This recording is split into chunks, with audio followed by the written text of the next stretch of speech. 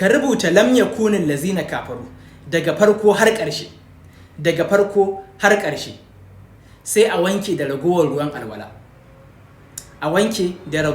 alwala sai a sha a yi wanka da rubutun.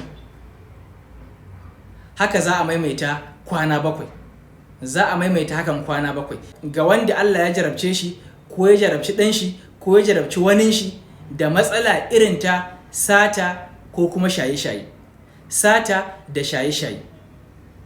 Albarkacin annabi da alƙur'ani duk wanda ya wannan ya sha ya yi wanka na kwana 7 ya rabu da wannan matsalar har abada. Wasu za su iya cewa ba a wanka da ruwan rubutu. Wannan ƙarya ne, ba gaskiya ba ne. Ana iya wanka da ruwan rubutu. Kawai sharaɗin shine kada a yi wankan a bayi. Wanda ya lakin ya yi comment da sallallahu alaihi wasallam ya yi sharing domin 'yan uwa su amfana, shi muka baiwa ya je ya jarraba. Sai laƙani na 2, idan azzakarinka gabaki ɗaya baya aiki, gabanka ya mutu baya aiki, ko kuma yana aiki amma kai da kanka ka san cewa lallai baka da lafiya,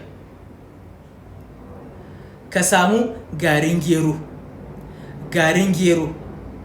sai ka samu garin saiwar ƙuruƙuru, da fatan kowa ya san ƙuruƙuru, sai ka rubuta alhaikumut takasir daga farkonta har ƙarshenta, sai a wanke rubutun, sai a zuba a tukunya da wannan garin gero da saiwar ƙuruƙuran, a zuba wannan ruwan rubutun, a dafa su dahu sosai, sai a rinka shan ruwan na sati ɗaya.